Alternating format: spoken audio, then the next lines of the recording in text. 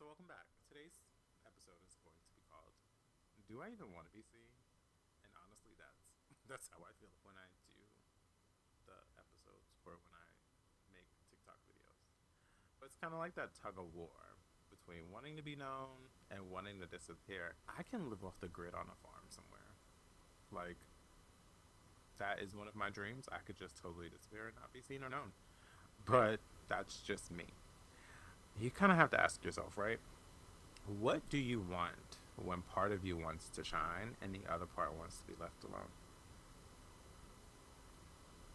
Honestly, that's kind of what it's. I'm not even gonna say I struggle, but that's where I kind of teeter back and forth. It's like, do I even want to be seen? Do I really want to be known? So the realest question that you can ask yourself is, what do you do when a part of you wants to shine, but the other part of you just wants to be left alone? It's a push and pull, right?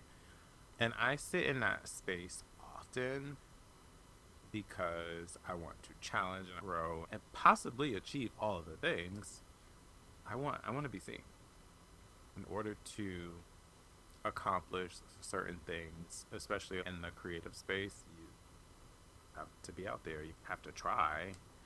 And I think it's a lot of judgment, and that is probably most of it, right? Judgment from other people is probably why you struggle, I struggle with wanting to be seen, and we sit in the space of, do I want to be seen or don't?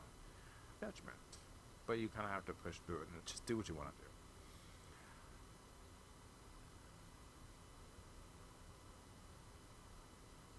But being seen, you are kind of just exposing yourself and you are being vulnerable. And that right there is a fear within itself. I have to put myself out there and talk about my dreams, my aspirations, my fears, talk about the things that bother me. That level of vulnerability is intense. But then on the other side of that, there is possible judgment, right? On the internet, people are bold. People will talk about your looks, they'll talk about the things that you're creating, they'll talk about your videos. They will pick apart any and everything. When you get the courage and the strength to put yourself out there, you kind of have to try not to think about what other people might say. You kind of just take it with a grain of salt. That level of vulnerability says a lot about you as a person. At this point, I don't really care to be seen trying. What other people think or say has nothing to do with you. It has everything to do about them and what they think or what they feel about themselves. That's kind of where I sit with that in my mind. If someone is going to have something negative to say about whatever it is that you do, are you truly going to let that stop you? You shouldn't.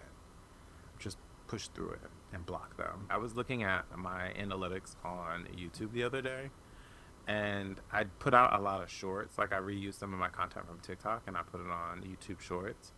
And it was one video that I did about people just like following me, like looking at my page but not following me. It was blonde and it was just out and curly. Someone posted that hair, and it was a negative comment, and it was kind of just like, oh, okay, whatever. And then I was curious to see who the person was, and they had no profile pic, no videos, nothing. You're just talking just to talk. Now the comment doesn't bother me. I'm like, oh, look at my hair, right? That level of vulnerability is a strength, not a weakness. As I said in like previous episodes, I am soft spoken. I feel like I'm a quiet person. What visibility looks like for me is showing up, it's being present. It's not always speaking or being the loudest one in the room or on a call or in a meeting. For me, it's just being present. And that takes a lot sometimes. I don't have to be the loudest person in the room or always have to be on. Just showing up means that I am okay with being seen and I am here. So look at me, but don't ask me anything. Don't ask me to speak about a topic. Don't ask me to engage in conversation because maybe that day I am not feeling it. but I'm here so that way you see me. And that probably sounds weird if you're not a quiet person, but it's just where I sit sometimes.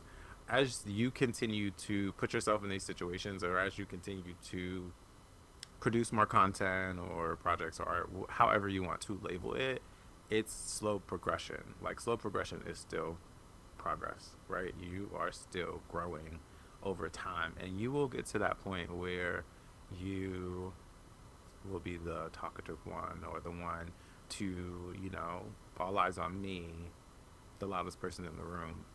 But sometimes you might just want to take a step back, or sometimes you just might want to not be on that particular day or that particular time, and that is okay. So, one thing that I try to think about on this journey is personal branding.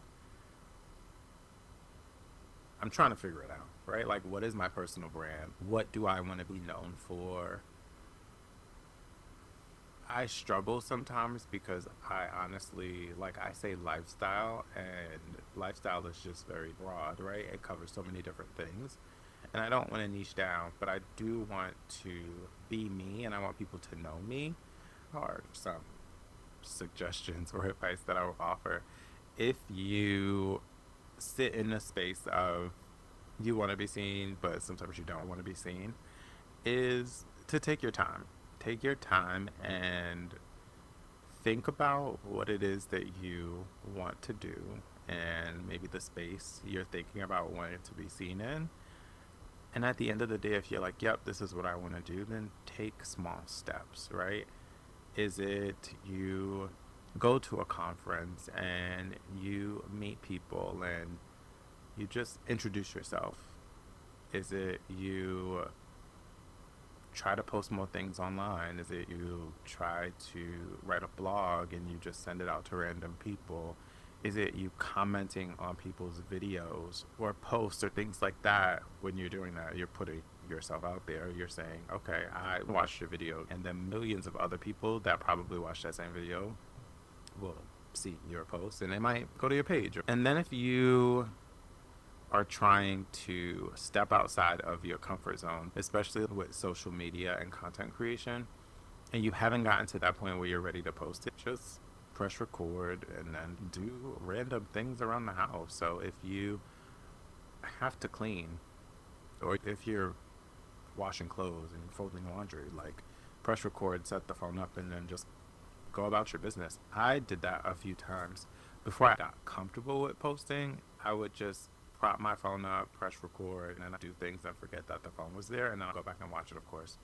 And then sometimes I would just sit down and just, like, on my computer, just record random things and talk about anything, just to get comfortable talking.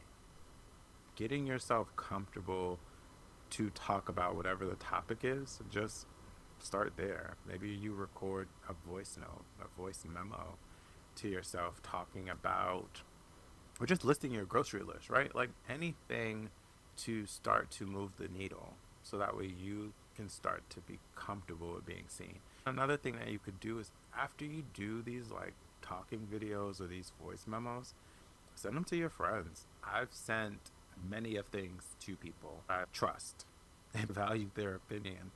I will record something and I might sit on it for a week or two, and then I'll say, hey, can you look at something and let me know your thoughts? And that's just me pushing myself, because I know what my goal is. I don't want to just sit on my phone or in my computer. I want it to be out there. Send it to someone that you trust, and someone you really, if you value their opinion, they will be honest, respectful, and gentle. Even if you are unsure, you could always ask, hey, I'm looking for feedback, but these are the parameters that I need to set. Like, listen to this, look at this, let me know your thoughts, be respectful, thoughtful, and just be aware that me doing this is a lot and it means so much to me. So, like, with care, right? The last thing is protect your energy. A lot of times you could hype yourself up and be your own hype person, And then someone might throw you off and change your whole vibe, your whole energy, and you're probably like, I don't want to do this now. Even if you have to isolate yourself for a little bit of time to do those things, do the voice memo, prop your phone up and record. There's a lot of times where I get myself so on board and hyped up to record a video, to record a TikTok, that I have to stay in that mindset. So I will put my phone on Do Not Disturb, or I just won't talk to anybody or interact with anybody because I don't need anybody to throw me off. I always go back to the goals that I have, the things that I want to accomplish. Sometimes you might interact with someone that's just going to throw you off, and it might set you back, whether that set you back a couple of hours, to set you back a day, a week, a month, whatever it is. So what I've started to do is picture my day and how I want things to play out. Then say, okay, well, I'm going to do content creation. You know, I'm going to make a video, or I'm going to make a TikTok post, whatever it is. And once I'm in that headspace, I don't talk to anybody. I don't answer text messages. I don't answer phone calls. I will call you back because I need to get this done. It's a personal commitment I made to myself. This is something that I want to do. This is something that I need to do. I've made the decision to say, I want to be seen, despite everything else that will come after that. But now I actually have to do the thing, and this is me doing the thing. You don't want anyone to derail that. So protect your energy and your vibe so that way you could do the things that you want to do. So I will wrap this up with a gentle note. What would happen if you stopped shrinking? Who would you become? I'm going to invite you to DM me, leave a comment, reflect privately, and even use this as a journaling prompt. What would happen if I stopped shrinking? And that was something I've done before in the past, where I've asked myself that question and I've challenged myself, like, what would happen if I actually tried? I'm still doing it. I'm still trying.